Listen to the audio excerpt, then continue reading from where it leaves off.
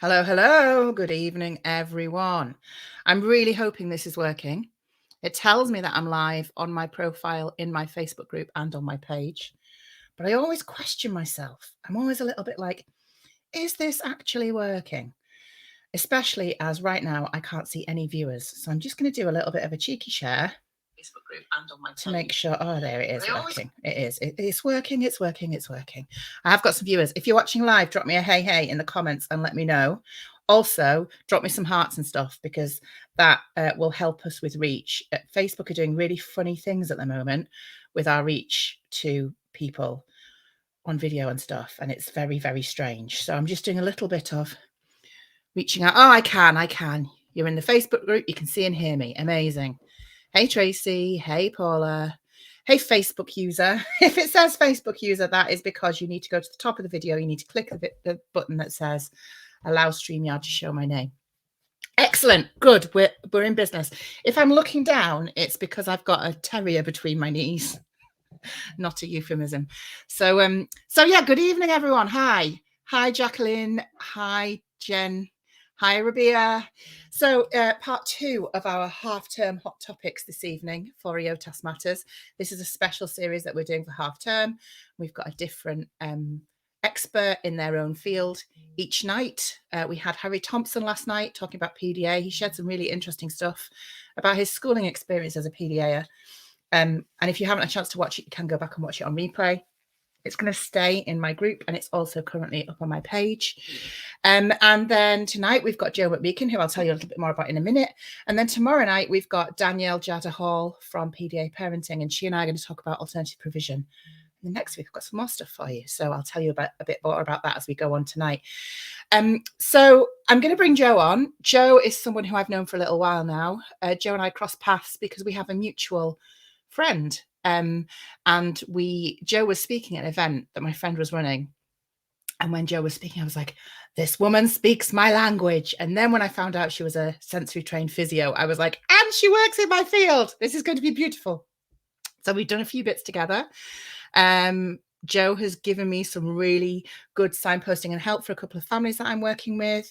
I've done a little bit of work with her on her family situation, which she might speak about this evening. And I'm really pleased she's here. So I'm going to bring her in and I'm going to let her do a bit more of her own introduction. But as she lands, do that whole Facebook thing and drop her loads of hearts. Right, let's get her in. Hello, hello. Hello. Hi, how are you? Good. Thanks for having me. Thanks for being here. I'm dead excited. I love talking to you. We just seem to have no trouble chatting, do we? Nope. Nope. So before we get started, just give us a little bit of, some people will have seen you before because we've done a webinar before. We did a webinar on hypermobility and neurodivergence together. But give people a bit of a top line of who you are, what you do.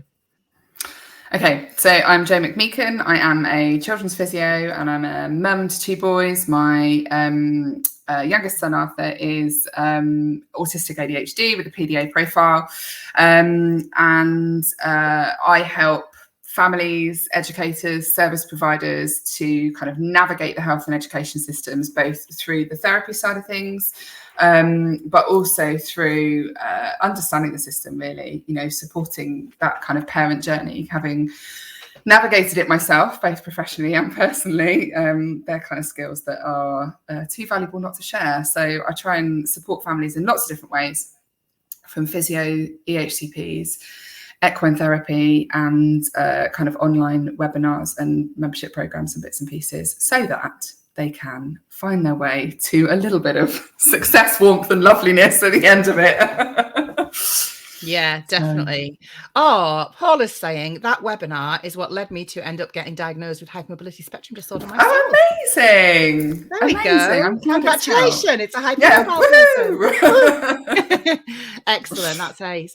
So you're kind of a little bit unusual in that you are a sensory trained and a sensory focused physio. That's not that common, is it? No, it's not that common. I think it often kind of comes under the umbrella of OT. And I guess that came about probably from a mixture of different things, really. So my background is in neurology originally. and still kind of very much firmly fits within neurology and kind of how the brain works and how we tick, because, you know, from a sensory point of view, a regulation point of view, that's very much neuro-based. But for me, what became really apparent was for some of my children and young people with acquired brain injuries that I was working with, began to kind of explore some of the executive functioning side of things. So, and the impact that alongside particularly proprioceptive difficulties had on movement, on strengthening, on how we handled children therapeutically, and on how we delivered things, basically, from a therapy point of view. And then that sort of linked in quite nicely, I suppose, to my own personal experiences with Arthur, who's now 6. We're in the process, I think, I don't know if you mentioned, but I will mention, we're in the process of going through our EHCP assessment phase for EOTAS. He has significant barriers to attendance and has been out of school since mid-September, but still on roll. Because of unmet need. So we kind of really navigated that as parents, and I'd always described him as a sensory baby, you know, and there are things that I look back at now as a parent, and, you know, realise why I always thought I was going to get called from the NSPCC for rocking my child very violently in his car seat backwards and forwards. Really, honestly, it suits them. Yeah, or, you know, I used to terrible reflux, which again, like, really fits from a vagus nerve point of view and all of that sort of stuff. But I used to sleep with him upright on my chest, and my head or my chin would be delivering deep pressure. At the time, I didn't really think about it as deep pressure, but, you know, as I kind of unraveled some of this stuff as a parent, I began, yeah, exactly. I think a lot of people can. As I started to unravel some of this as a parent, I began to realise actually how much I was kind of seeing these things in my patient groups. And patient groups who, as I looked into it and understood it a little bit more, you know, these things were happening perhaps because of prematurity, perhaps because of the side of things that was early childhood experiences as well. And it began to make sense. It began to click into place. And as with anything that is kind of sensory and executive functioning related, as it clicked into place, you can't look back, can you? When you know it and you see it, you're awakened. Yeah, you're completely awakened to it. And then you come into everything that you do with a different perspective. So it really is kind of a big driver. The sensory and the motor side of things sit together with what I do therapeutically now. And I can't, yeah, still crazy rocking the 6-year-old. I mean, I'm a 46-year-old and I need a rock from time to time. Absolutely. Yeah. So yeah, once you see it, you can't unknow it. And it's informed my practice, and I you know, I hope helped to kind of make me a more holistic clinician and parent as a result of it. And so it's a big driver, because for me, that process of kind of awakening and understanding things has also made me really passionate about sharing that information with other parents, other educators, and like, actually, do we know why we do what we do? Do we know why that works for us or that doesn't work for us? And having a deeper understanding of that and how our brains tick and what they do is just so powerful, isn't it? So important. I think when the first time I heard you speak, I remember you were talking about sensory profiles, and you were actually talking about, you weren't specifically talking about neurodivergent children. You were talking about, do you know what your sensory profile is? Do you know what your kid's sensory profile is? Do you know where those two things intersect? Do you know where that works and where that doesn't work? And what can you do about it as a parent? And you were speaking generally to all parents. And I think sometimes this is something that we miss, that yes, that's absolutely true for autistic kids and autistic adults. It's also true for non-autistic people, because we all experience the world through our senses. And I think what has been really helpful for me, like through listening to you speak and other information that I've gathered about sensory stuff, is in understanding my own sensory profile has been a game changer for me in terms of how I parent and how I manage my own anxiety and how I regulate myself. Like when I said, you know, sometimes I need a hard rock, that's not a joke. Like in our house, we have a thing and it's called the human blanket. And when you need deep pressure stimulation, you lie on the floor and you speak to whichever person happens to be in the vicinity, and you say, please, can I have a human blanket? And another human gets on top of you and applies their full body weight. And you're like, oh, my God. And then you're like, oh, that's so much better, and understanding that you need those things is like, it astounds me that we don't take the time to learn about our own senses and our own processing and our own, and how we are different and how that intersects with other people in our households. Absolutely. Have you found that? Go on. No, I was just going to say, I think that it's something that we've kind of discovered as a therapy team. We have like a little core team of us, myself, my physio assistant Jay, and we work really closely with a fabulous autism specialist Salt as well, who's brilliant, Annie. And the three of us, when we have team meetings or get-togethers, we know that we've got to bring a ball. We know that someone's going to sit on the floor. We know that someone's going to sit in the rocking chair, and we know that actually someone's probably just going to need to go for a walk at some point, and that's okay. Like we all just know. And we have this thing as well. Today's a hammock day. Today is a day where we just need to go and sit down with no auditory stimulus, get in the hammock and have a good old, regulation session in the hammock with the vestibular system.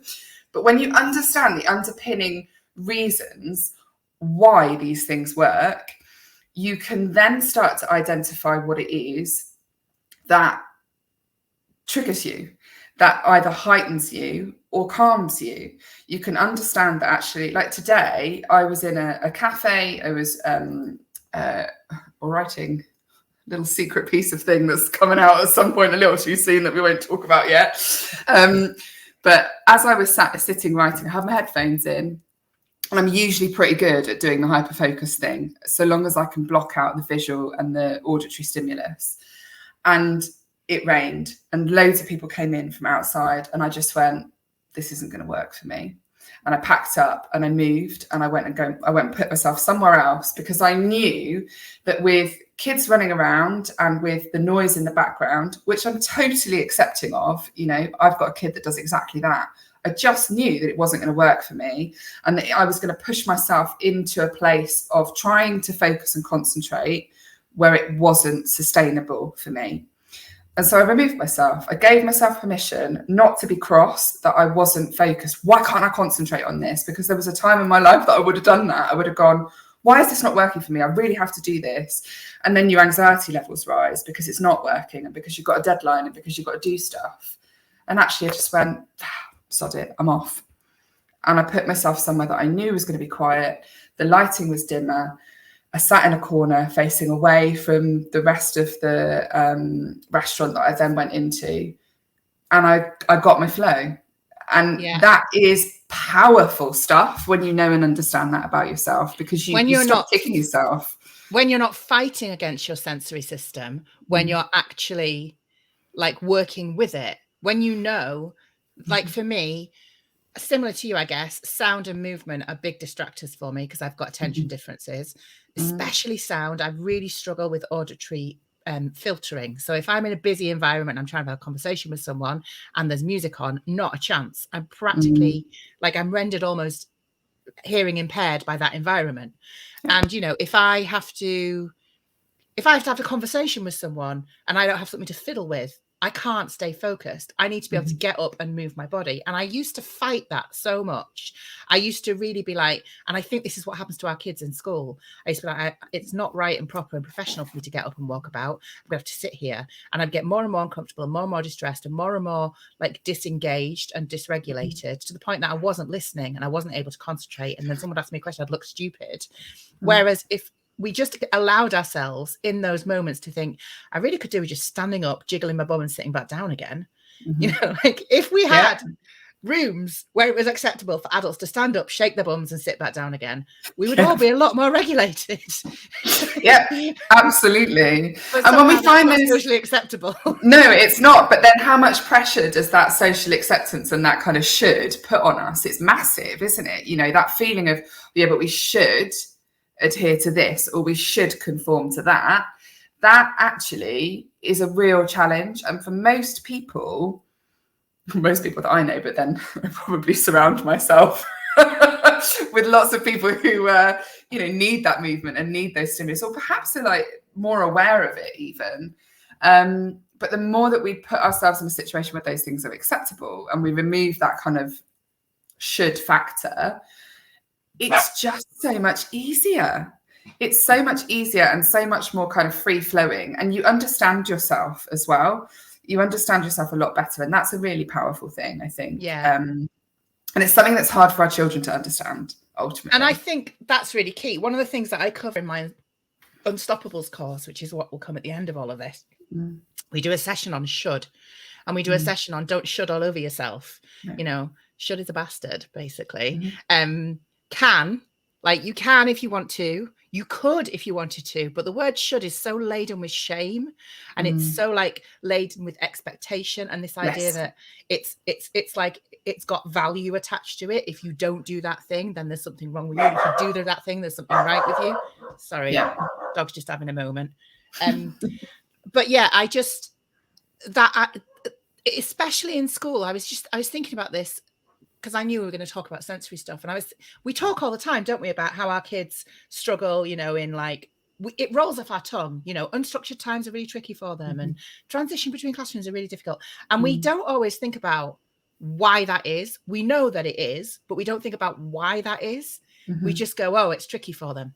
And if we actually thought, well, the reason it's tricky for them is because they're being expected to behave in a particular way, move their body in a particular way, move at a particular speed, like stay quiet, all of those things that, if you're someone who struggles with sensory regulation, when you're moving between spaces, it would probably be better for you to be able to run and scream in between those spaces.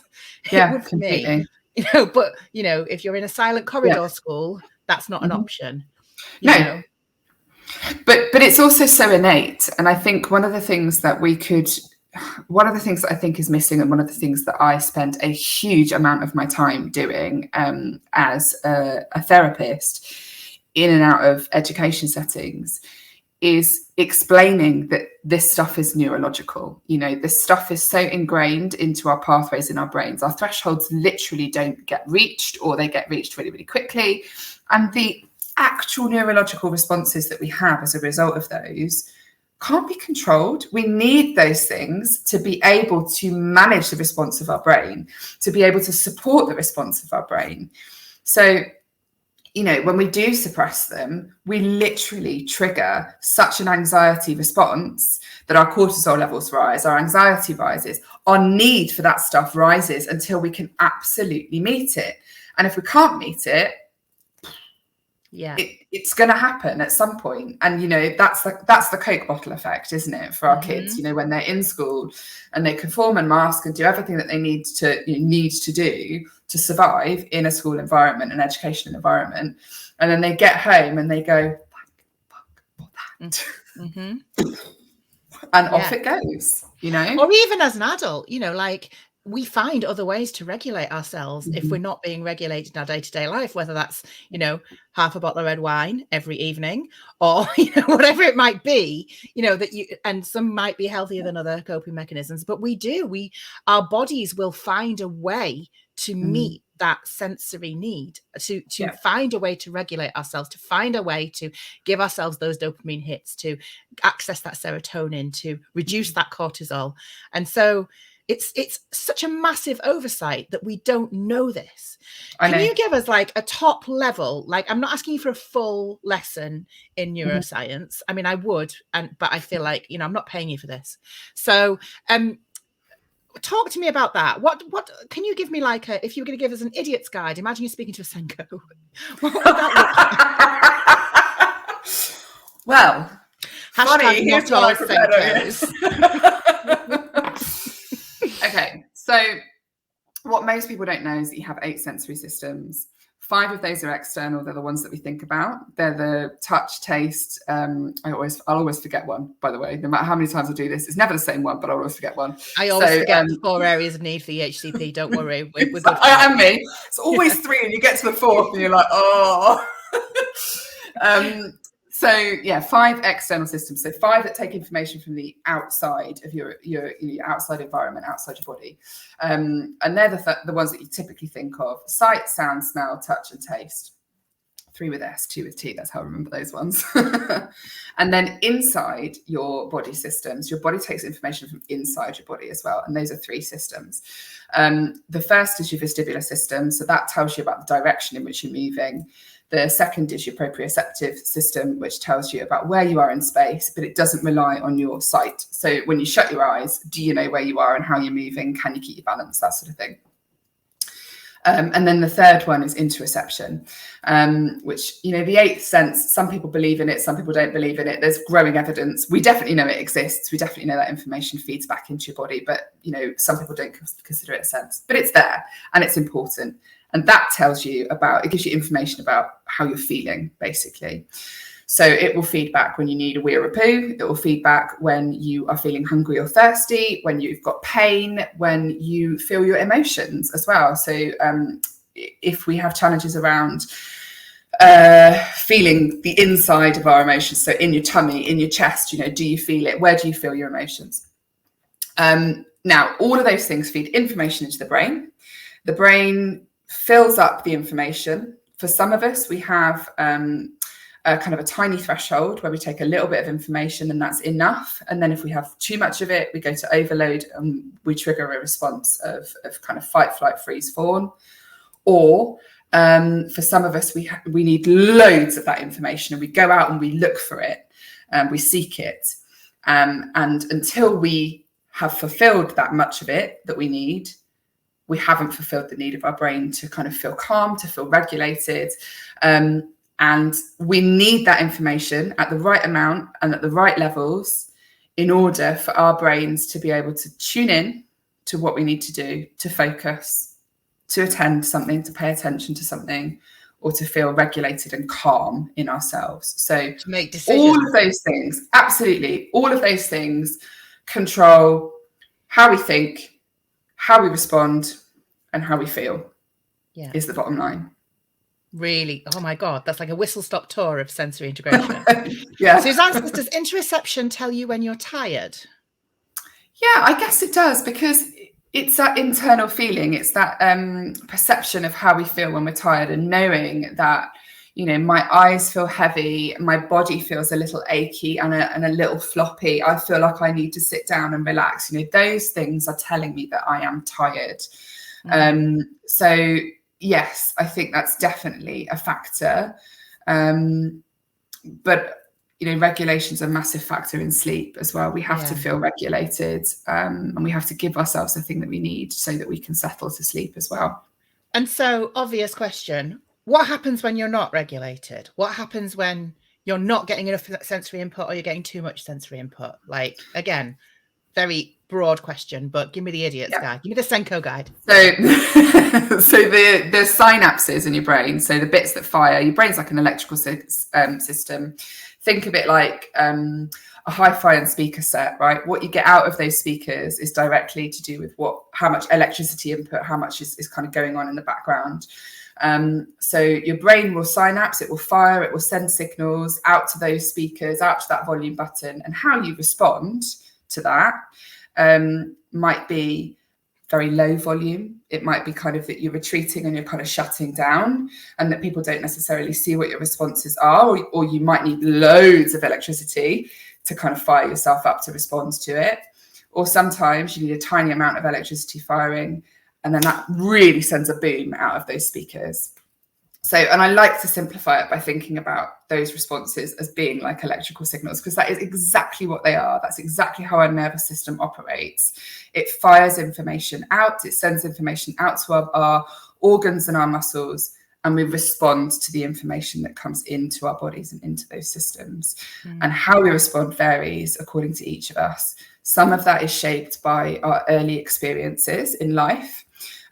So for children who have altered experiences early in their life, perhaps because they've had a prolonged hospital stay, because they've been born prematurely and have experienced life outside of the womb early on, which is a very different sensory experience, that plays into how our sensory systems perceive information and take in information. So sometimes it's to do with early experiences, sometimes it's just to do with the way that we're wired. But all of those kind of first year to 2 years of life in particular really play into our responses to things in the long term, for sure. And our neurotype, like whether we're neurotypical or neurodivergent, and trauma. Yes. Yeah, trauma and potentially attachment as well. It's something that comes up for a lot of children who've had what we would call adverse childhood experiences through trauma and things, or attachment challenges. A lot of our adopted children, we may well feel that their responses to things sort of sit in a similar line with SPD, with sensory processing disorder and things as well. And it's because all of those early experiences like that feed in to how our body responds. It's all about survival. The bottom line is it comes down to survival. It's a primitive thing, because those early experiences teach us what we need to do to survive. They teach us how to respond so that we survive, so that we feel calm, so that we feel safe and protected. And if some of those experiences are altered and challenging sometimes for whatever reason, that will feed into how safe we feel with those sensory experiences later on in life. And your tolerance can change as well, can't it? Like with your health and your hormonal levels and, whatever stress is going on, and whether you're, whatever's going out in your life. I can sometimes sometimes my sensory system feels really well regulated. And then other times, like literally it's probably tied to my ovulation. But, at certain times during the month, I cannot be soothed, And no human blanket will do. Me. Yeah. Like I need the whole street on me for a human blanket. In my ovulation window.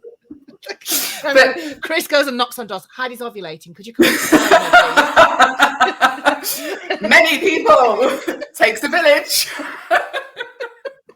But I think it's been such useful information for me, and also things that I, as an autistic person, things stimming for me. It's not always about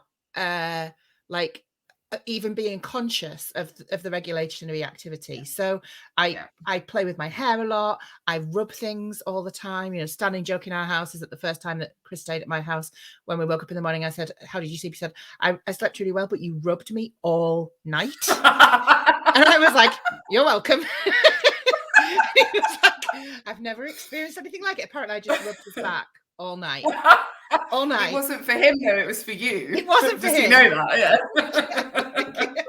If you hadn't been here, I would have found something else to rub. I'm getting ideas of every station. But so a few years ago, I shaved my head for charity.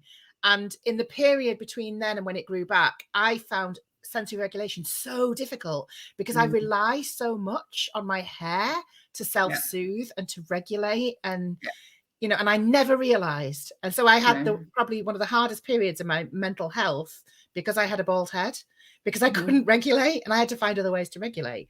So I wish I'd known these things. And for my child, we had an OT appointment. We've got an amazing OT, and we had an OT appointment the other day, and we were talking about how this week on Friday, he's a really busy week. And on a Friday, he picks up a friend's kids from school. And he's great with them. And he has no trouble, or not no trouble, but he's able to move through some of his anxiety when he's with them because he's focused on keeping them safe. So whereas ordinarily he couldn't go in a shop, if he's got the kids with him, he can, and he will, and he'll do that freely because he's focused on looking after them, not on how he feels himself, if that makes sense. Yeah. And on Friday, he took them home, and they were going camping, and no one had told him. And so the dad arrived home and said, "Are they not packed?" And he was like, no one told me I had to get them packed. So Theo got them packed for camping in half an hour. And then I picked him up, and he was like, "Oh, we've just..." And then he was like, "Can you take me to the shop, Mum? I need to get some stuff." And I took him to the shop, and he went in the shop on his own. And no word of a lie, that's the first time he's been in the shop on his own for over 4 years. And he did it without even thinking. And the OT was saying that's because just before he had that activity that was high energy, high focus, high adrenaline, on a deadline, and that regulated his system enough for him to be able to go into the shop without thinking about it. And I was like, so obviously I just now need to put him in a position where he has to pack for a 7-year-old and a 10-year-old every time I want him to go to the shop for some coke. But I had not made that connection. I'd not realized that those two things, and understanding that kind of cumulative and that forever rocking sensory integration, sensory regulation experience that can mean that one day you can do something and the next day at the same time in seemingly identical circumstances, you can't do it. But the difference will be what went before and what your sensory system is doing. And in autistic people, that can be more pronounced, right? Absolutely. But that's one of the hardest things for us to understand before we understand sensory needs and sensory regulation, you know. And it's, I think, one of the reasons that we sometimes perceive responses to sensory stimulus or sensory challenges in a way that looks like behavior. It looks like a behavioral choice, because one day we can do it, the next day we can't. And actually, unless you're cued in to realizing what those kind of before and after experiences were that fed into that being successful or more challenging, for example, it's very difficult to understand. Very, very difficult, because it is complex. Like, it's complex neuroscience that depends on, like you say, this absolute seesaw of things that go in your favor and against you the whole time. And also, you're just watching what it looks like from the outside. You're not interpreting what's going on the inside. And many autistic children and adults can't tell you what they're feeling inside. You know, because that's part of our sensory profile. Something can happen to me in the morning and I can be sobbing at 10:30 at night. And I have to remember that at 11:30 that morning, something really upset me. And that's the response I'm having. You know, I'm having that delayed emotional response. But actually, one of the things that was a bit of a light bulb moment for me around those experiences for Arthur is that he will... we've got the most incredible clinical psychologist on board with him now, and she has really helped, even just in one session, for me to help him. She's explained that what happens in here, or what we feel in here, is not the same as what we've experienced out here.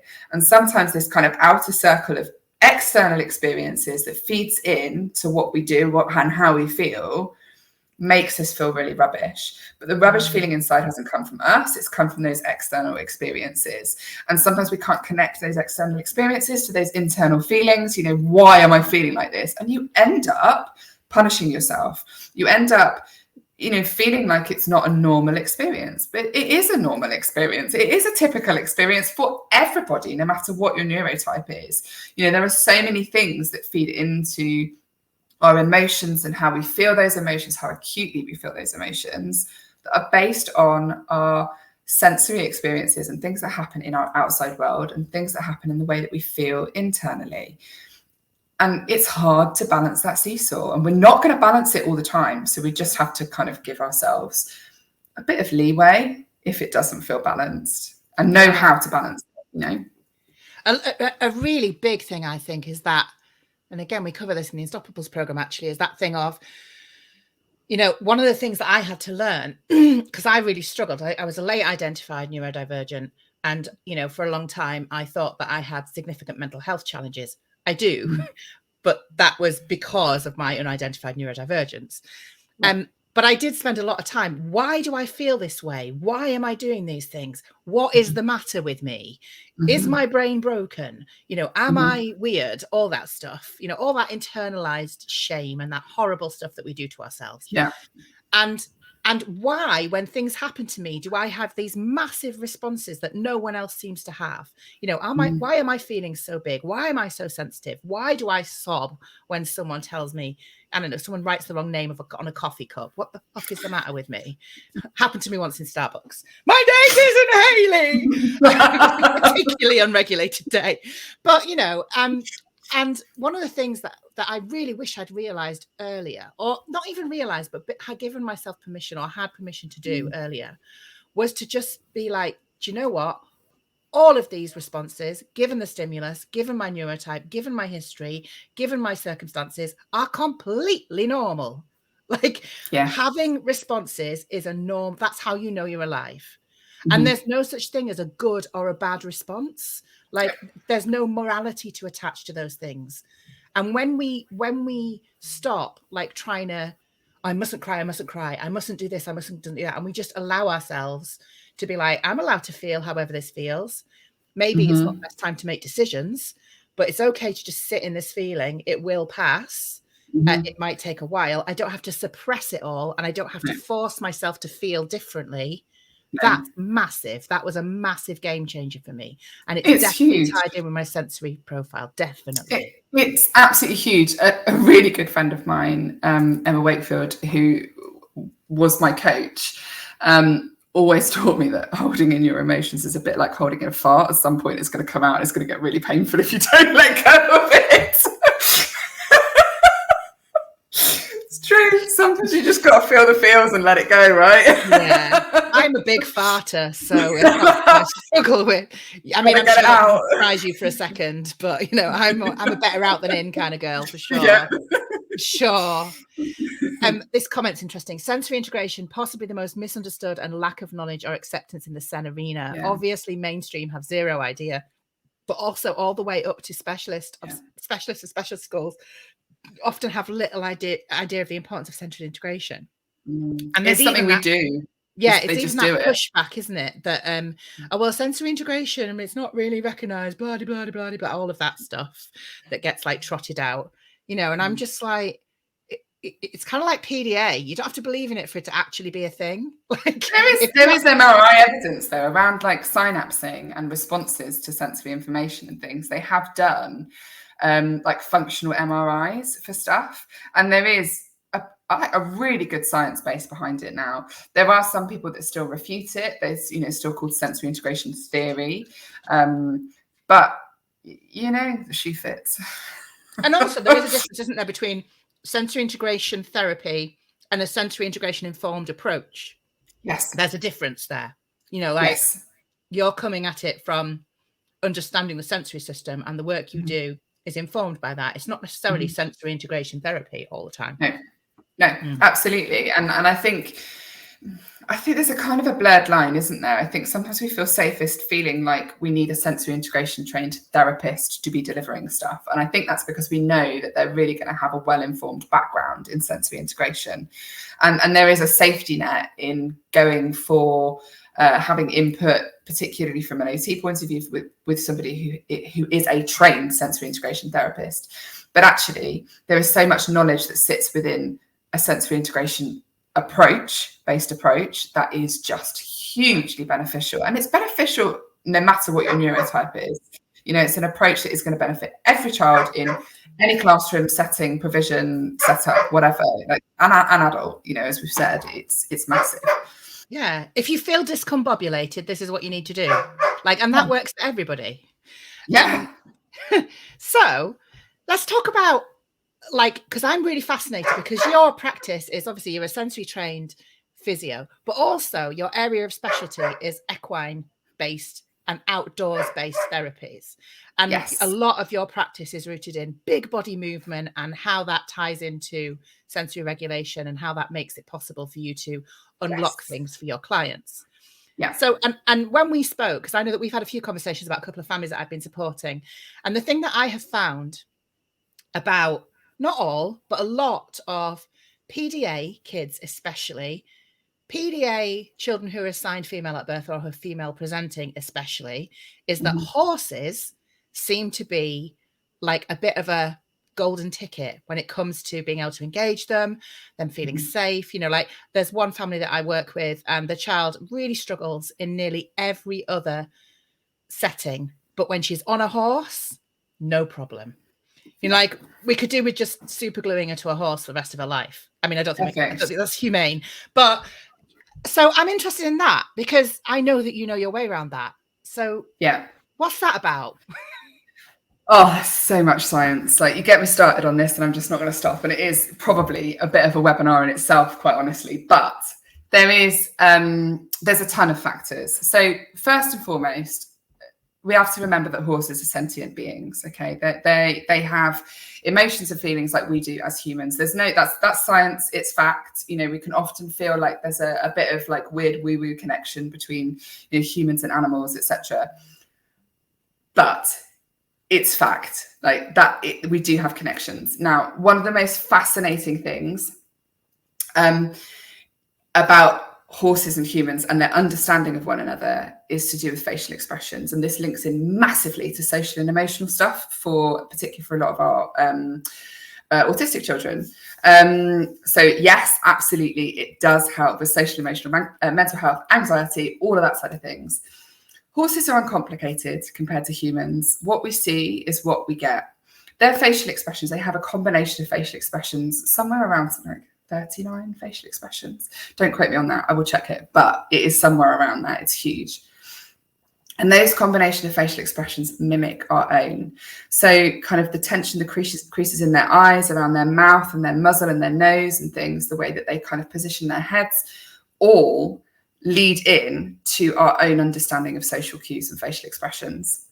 And so because of that, they relate to us in the same way that we may relate to each other or relate to them. We have this kind of deep connection and understanding that sometimes we don't necessarily recognize why, but there is a lot of work and a lot of research that has been done around body language and facial expressions that shows that horses are one of the closest animals that mimic some of those kind of social experiences, those emotional experiences that we have. That's amazing. Yeah. But they also don't mask. It's really exciting. Yeah. No, not at all. So they're really uncomplicated. Like they're amazing for building up skills around emotional recognition, social cues, social interaction and things as well. But they're also amazing for creating this sense of calm experience because you're kind of safe. You know, you're kind of in this socially safe environment where no one really is expecting anything of you, but you have this warmth and connection that you have with other human beings as well. So there's a lot of research around interaction with horses in particular being key to self-efficacy and well-being scores for children and young people. There's a big study that's been done in female inmates as well. So who, you know, that connection and that sense of responsibility for something else that's not yourself, that is really great for self-efficacy. It's really great for well-being scores. There's lots of research around that. And there's an energy around being with horses as well, which is a little bit more woo-woo, but we do pick up on those experiences, those interactions, those responses, and they help us to feel calmer. There's less reactivity. They're often, when we're delivering equine therapy, we do it in a way that's really free-flowing. And I've watched with our team, our little therapy team of ponies, I've watched interactions happen. And one of the most incredible things that happens, and it happens time and time again, is that horses will connect with humans in a really amazing way. So we have horses step forward to work with particular people, or people who are drawn to work with particular horses. And time again, you can guarantee that matches what that person needs at that moment in time. There's an energetic match. You know, if somebody needs calm, they'll pick out that kind of calm, reliable, steady horse. If there's somebody that needs a bit of a dopamine reaction, you know, they'll pick out the one that's a bit cheeky, that's going to kind of nibble their shoelaces, or, you know, chuck a bunch of water out the water bucket or whatever. There is a match that happens. And I've also watched horses disengage with energy that is there. So as anxiety and energy levels rise, there are horses who will disengage from that situation because they know that they're not the right match. They're not the right match for kind of that kind of calming and healing process.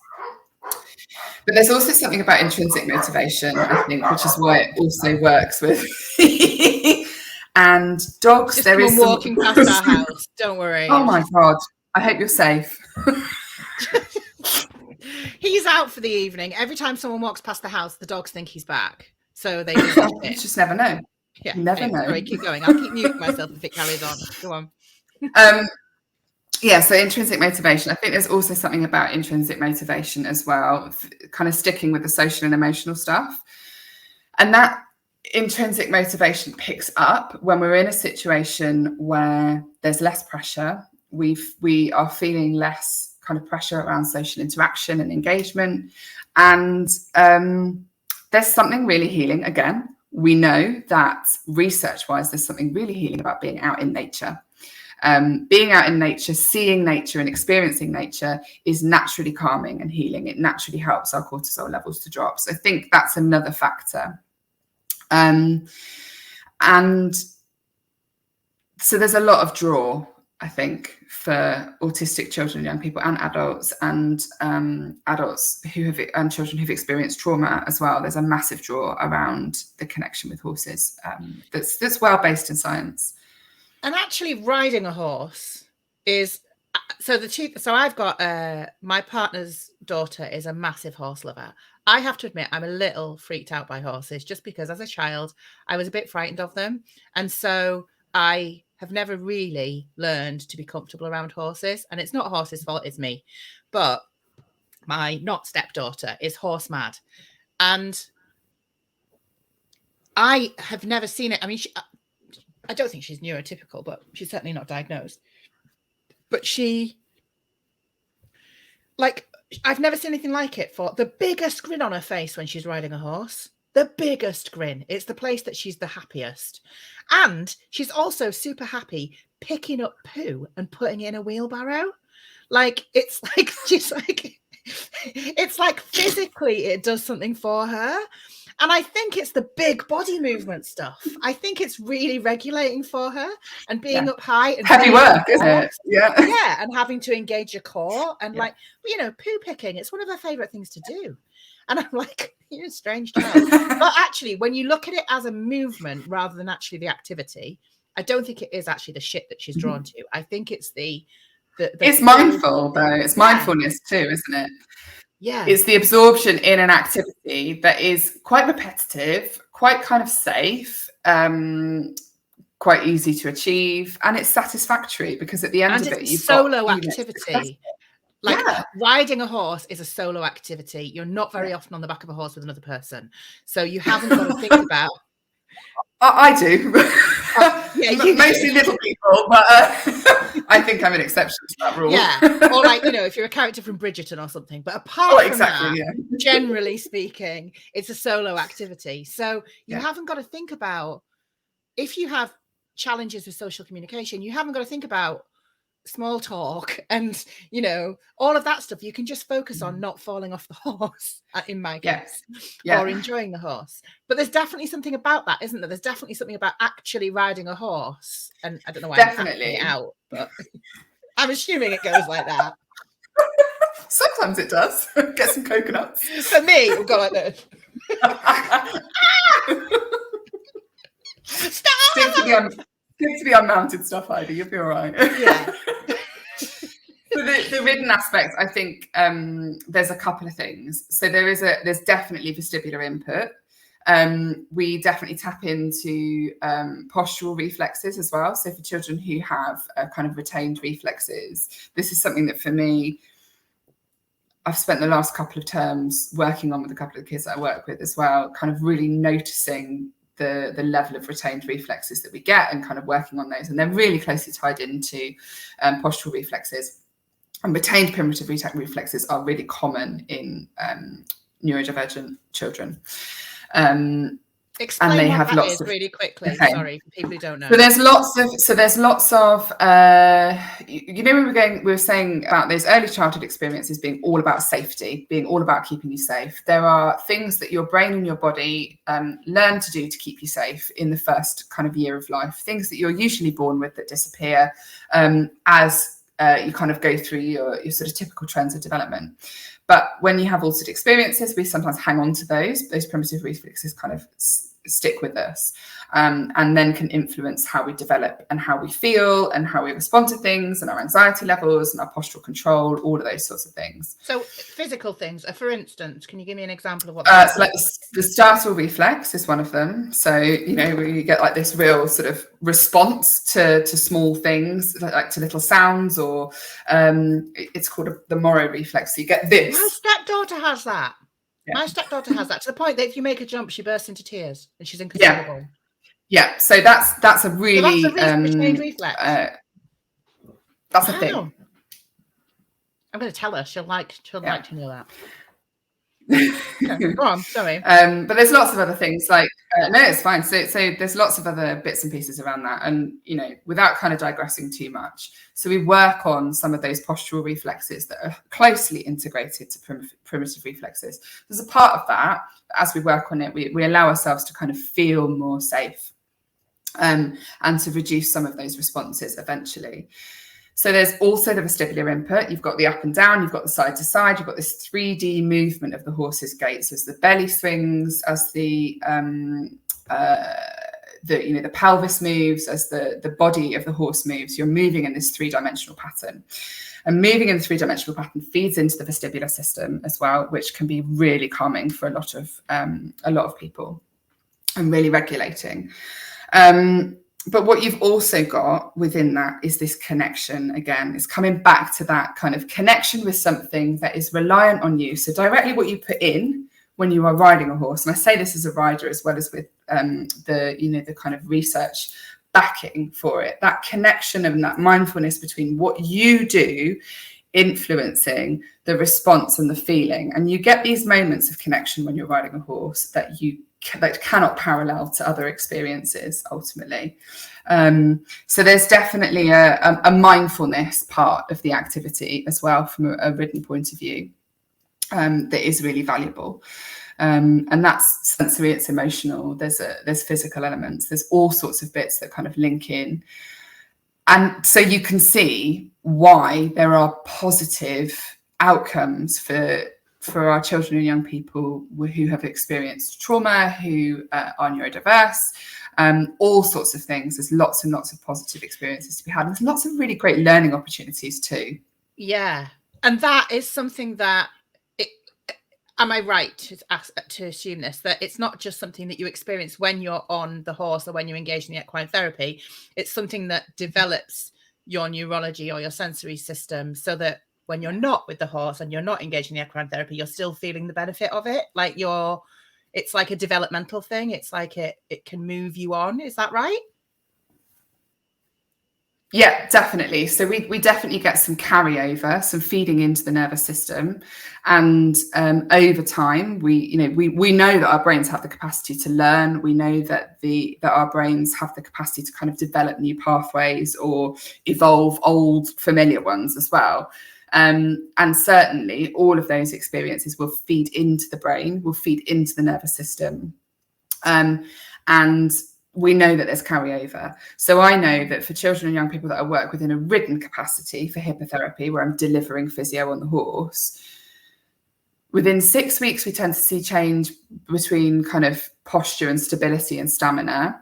Within 12, we start to see real carryover into how that's impacting them functionally on a day-to-day basis. And again, all really good research around kind of weekly input for 12 weeks, for 8 to 12 weeks onwards, we get kind of the best impact, particularly with ridden stuff.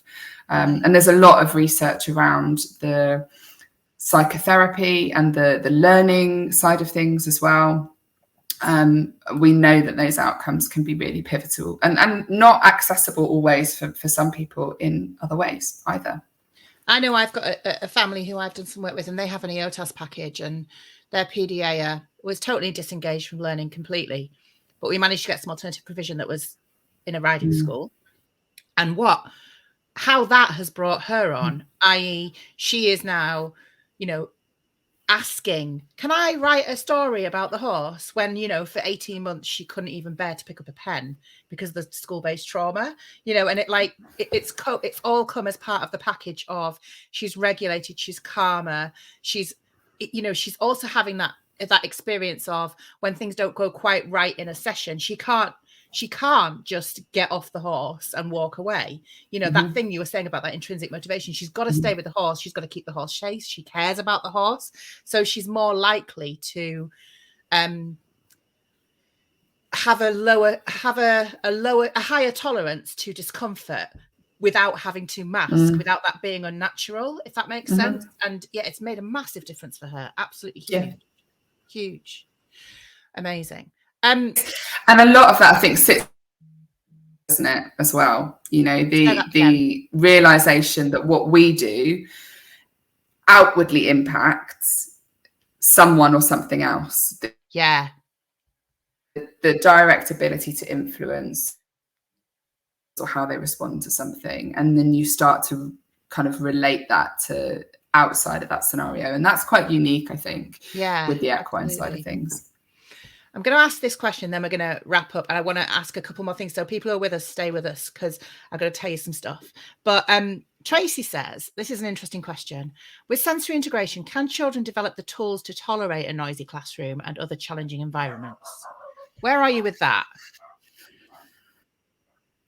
There is some evidence to say that we can kind of influence responses to things, not necessarily with exposure, but I suppose what we're saying is that we're balancing that seesaw before you're experiencing something that is likely to unbalance it.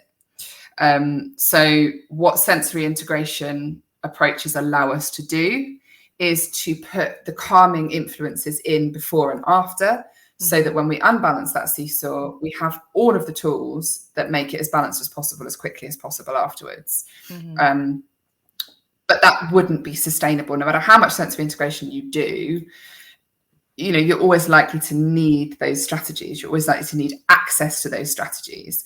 I think what does happen that sometimes is a little bit misunderstood or kind of misconstrued is that the more that we work on those strategies and the more embedded those strategies are, it doesn't mean that the kind of sensory thresholds have changed that cause some of those challenges. It just means that we do such a good job of managing them that naturally the fight, flight, freeze, fawn responses don't appear quite so much, and we don't get that trigger stacking effect with things like adrenaline and cortisol, for example. So those stress hormones, what happens with stress hormones is we stay in a heightened state for a prolonged period of time. They don't come down for 24, 48 hours. So if we have something that makes us stressed, we'll stay at this level. This is our reactive phase. Something else stressful happens and we've reached that threshold. And then, you know, it might be a day later and something else that's really stressful happens that really ticks you over. And you think, well, that was a really minor thing. What was that about? But what we do with sensory integration approaches is we kind of manage the situation, give the tools that mean that trigger stacking doesn't happen, because the cortisol levels are allowed to come down and we're allowed to regulate ourselves and our adrenaline levels drop. So it's really just about balancing that seesaw more than taking away the need. Yeah, you're not changing the sensory profile of the person. You are changing their relationship with the environment.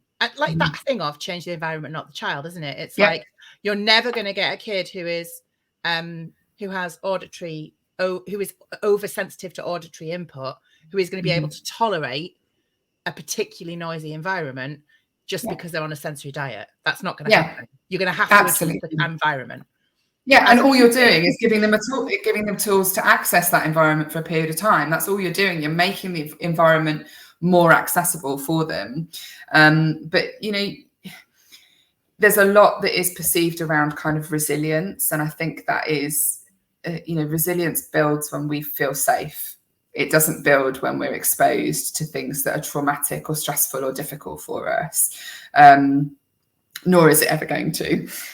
So we can't teach children to tolerate things. What we can do is to give them the tools to make things more accessible. But the need is always going to be there. It's innate. It's neurological. It's embedded in the brain. It's how we tick. You know? Yeah. I mean, people who have heard me speak about, you know, the whole touch the gate thing, which is the exposure therapy of, you know, if they can't come into school, just bring them to school to touch the gate. I've ranted about it on a number of occasions. You know, touching the gate is not going to make school less stressful for my child. They're not going to, there's no kind of magic dust on the gate that all of a sudden he's not going to be autistic anymore. You know, and that whole thing around, I mean, I know that you and I are on the same page on this, that, you know, resilience when it's built because you are in control of a situation and you are safe and you're able to make good choices, and your resilience comes through making those good choices and having autonomy, is very different to resilience that is built out of being exposed to trauma and having to push through it and basically being damaged by that process, and it doesn't make any more variable. It just means that you just exactly that. It's traumatic shutdown. It's not resilience. It's just that we don't see the outward signs of it. You know, the word resilience makes me so cross. There's nothing more resilient than autistic kids. Our autistic kids do not need to be more resilient. No. Like, end of. Nope. Okay, so I know that people have some questions, and I know that people want to find you. Couple of quick things. Where is your therapy-based business? It's near Bristol-ish, is that right? Yeah, Bristol South Gloss we are. So yes, and we have a mixture of kind of mounted and unmounted sessions, sensory sessions, and kind of learning based stuff as well. So a mixture of service provision that's kind of growing at the minute. And exciting. You also do remote consults, don't you? And you have a membership. Can you talk about that a little bit? Yes. So I am well aware that there's only one of me, and I like to help as many. I like to try and help as many people as possible, and I'm also aware that, you know, sometimes it's about but we do offer intensives and holidays provision for that very reason, because I'm well aware that that can be helpful. Yes, so you can find me kind of online. Facebook is a good place to find me. My kind of therapy-based membership, it's a mix of stuff. It's a mix of kind of SEND consultancy, as well as lots of different kind of therapeutic opportunities and understanding and navigating the system. And that's called the Therapy Toolkit Hub. And we get to meet on Zoom and have lots of really good natters and putting the world to right and having a rant about things. But we also have guest experts, just like yourself, who have come in and run kind of masterclasses and bits and pieces for us. So yeah, online. I offer short kind of 60-minute consultations as well, if you're trying to sort of navigate your way through stuff. I also offer slightly limited EHCP consultations. So if there is anything equine based or kind of sensory and proprioceptive and hypermobility based, then I'm down for that too. But your best bet, if you are wanting to book in for something, is to email the fabulous Jodie, who you can contact on. We share we share a virtual assistant. Oh, she's scrumptious, isn't she? So when you're getting stuff from me and it's super efficient, that's Jodie, and she also is super efficient for Jo. So yes, she is. She is. She's ace. Yeah. So yeah, email is best to kind of contact her and make any inquiries, or you can do it via the contact page on the website. So okay, and is it jo@jomcmeechan.com? hello@jomcmeechan.com is the best way to kind of get into my calendar, because I look at my calendar when I'm going to go and do something. I should not be held responsible for my own diary ever. Totally. I know that we're going to be doing lots more work together. Before we wrap up, I just want to mention, if it's all right with you, Jo, that we're building up to a masterclass on the 9th of June, which is our EOTAS Matters masterclass. So the masterclass is going to wrap up and wrap around a lot of the sessions that we've been covering. So obviously we did some stuff last night with Harry, talking about PDA for school. We've done some stuff today with you for sensory stuff, and talking about animal-based therapies and therapeutic approaches, and we've got more stuff coming. And the purpose of this masterclass on the 9th of June specifically is for parents who, having absorbed all of this information, are thinking, oh my Christ, this is all a little bit overwhelming. So my masterclass on the 9th of June is a trauma-informed mental health first aid embedded workshop for parents. It's called My Kid Can't Be in School, I'm Overwhelmed and I Might Be About to Lose My Shit, Help. That's what it's called. It's snappily titled. But I hope Jo won't mind, that she has had personal experience of that whole, it's a totally different situation when you're the parent versus when you're the professional. Mm-hmm. And I've had that experience too, is that one of the biggest challenges with going through the EHCP process, particularly if you're trying to get EOTAS, particularly if you have an autistic PDA kid, is how do you carry on putting your own oxygen mask on first, and still remember to like feed your kids and wash your ass and stuff. Yourself. Like, yeah, pretty much. Like, how do you do that? Because I think that is one of the biggest challenges of this process. It's not the thinking. It's not, the majority of the parents that engage with my stuff, they're, intelligent, capable, many of them hold down very important and very responsible jobs. But when it comes to stuff for like advocating for their own kids, it's the hardest thing in the world. And have you had that experience? Oh God, yeah, absolutely. I mean, particularly during like the assessment phase as we are now, obviously you and I spoke earlier this week, and that support and that guidance, and sometimes just that validation of like, you're doing all right it is great. It's what you need, isn't it? And I think it comes in flurries. And so the overwhelm can get really great in those flurries, like it's like buses. You're waiting for your appointments. You're waiting for something to happen. You can be as prepared as you possibly think that you're going to be. And then it all comes in and it's like, bam, bam, bam, bam, bam, all of a sudden, isn't it? And that's when the overwhelm kicks in. But it's also when you need all of those tools in your toolkit to go, all right, we're okay. We're okay. Yeah, we say it enough, we might believe it. It's okay. And that's the most overwhelming. It's super challenging, and I see it all the time in our community, and in our parent community. Like people coming on and going, I know what to do, but I just cannot. Like my head is about to explode. So that's what that masterclass is about. So if you would like to book a seat, it's free. Just go to bit.ly/EOTAS masterclass, and you can book a seat. I've released some more seats because the first 100 seats went like that. I was like, oh my God, I'm going to need to put some more seats on. But I'm really pleased because I knew that we needed it. So, and full disclosure, on the back of that, I will be launching my 5-week Unstoppable Parent course, which is the only parenting course you'll ever need, I promise. And there'll be a certificate so that when your local authority says, we're going to send you on a parenting course, you can say to them, I don't need you to, I've already been on one and here's my certificate. Go on. What are you giving out stickers as well? Because that would be. I think giving out stickers. I think we should do like mortarboards. Like I think a giraffe print mortarboard would be amazing. I'm going to work on. So go and get yourself in for that EOTAS masterclass. Go and find Jo.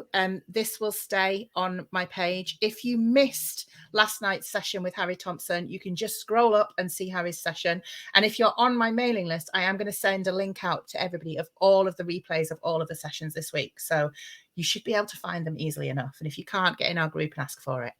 Jo, thank you so much. It's been lovely. Pleasure. It's always so easy to talk to you. I do enjoy spending time with you. Like, you're one of my people. I really like it. I'm being asked if I'll do mugs for the course. There's like a full-on merch situation going on here. There's going to be all kinds of merch. Yeah, we're going to have a passing out ceremony. People want pictures of a gate. I should make some mugs that say, don't make me touch the fucking gate. That's what it should say. Oh God.